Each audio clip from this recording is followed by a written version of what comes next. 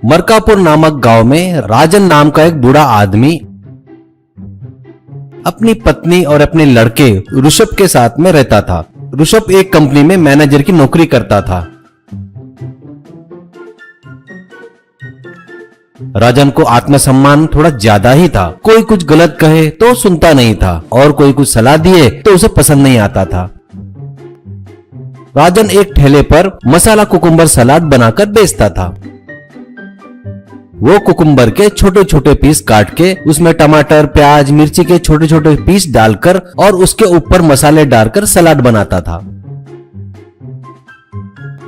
ऋषभ बहुत बुद्धिमान था। वो अपने मालिक को अच्छे अच्छे सलाह देकर कंपनी को ज्यादा मुनाफा दिलाता था। हर साल उसे best employee of the year का अवार्ड भी कंपनी देती थी। वो कंपनी ही नहीं, गांव के किसी को भी सलाह की जरूरत होती तो उसे देता था। कुछ लोग तो घर आकर उससे सलाह लेते थे। वो लोग उससे सलाह लेने के बाद उसके पिता राजन को उसकी तारीफ करते थे। वाह राजन जी वाह, कितने अच्छे लड़के को जन्म दिया है आपने, किस्मत वाले हो आप। इसको ज्यादा पढ़ाते तो शायद ये कलेक्टर बनता था। तभी एक औरत, सच में राजन जी, आपका लड़का ग्रेट है। मेरी समस्याएं मेरे साथ रहकर उसने सुलझाया। ऐसा बच्चा है तुम्हारा, आपको गर्व होना चाहिए। ये सुन राजन मन ही मन, ये क्या ज्यादा ही तारीफ कर रहे हैं, उतना सीन है क्या उसमें, ऐसा करके हंसता है। सही में सीन है क्या उसमें। ये बात सुनकर ऋषभ थोड़ा संकोच करता है। वो बातें सुनकर राजन को जलन हो रही सोचकर उसकी पत्नी भी हंसती है।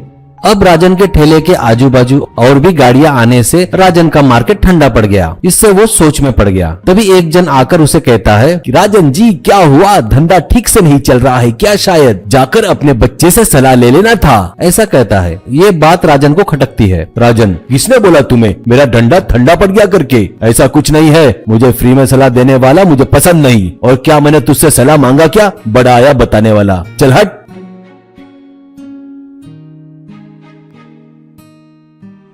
पर दिन ब दिन धंधा ठंडा पड़ने लगा। राजन में डर बढ़ने लगा। हे भगवान, ये क्या हो रहा है मेरे साथ, ऐसा कैसे चलेगा। चलो ऋषभ से सलाह लेते हैं। नहीं, वो क्या मुझे सलाह देगा, ऐसा सोचता है।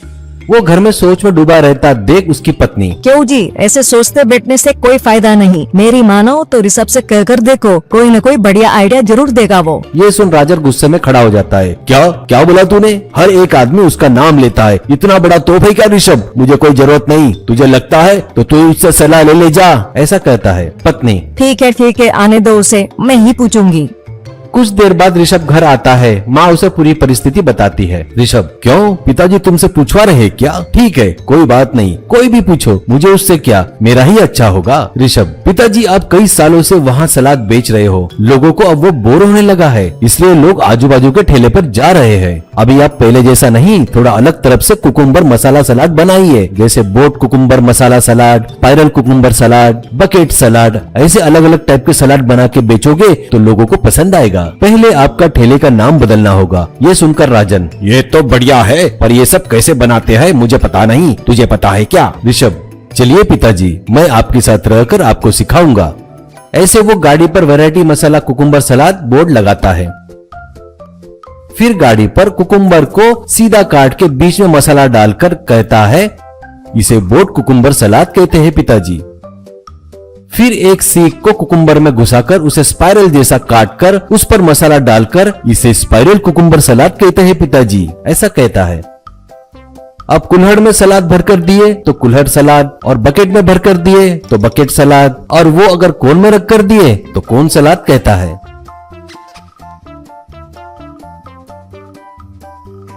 बच्चे की समझदारी देखकर राजन को भी सच में आश्चर्य होता है। तब राजन, बेटा इतने दिनों से मेरा अहम के कारण मैं तुझे समझ नहीं पाया, मुझे माफ कर दे बेटा, ऐसा कहता है और हाथ जोड़ता है। ऋषभ पिताजी के हाथ पकड़कर, पिताजी मैंने ऐसा कभी नहीं सोचा आपके बारे में, मेरे पिताजी हमेशा हीरो है मेरे लिए, ऐसा कहता है। तरह राजन मसाला कुकुम्बर सलाद बेच पाया और लोग भी ठेले पर आने लगे। पिताजी का धंधा अच्छा चल रहा है देखकर ऋषभ बहुत खुश होता है।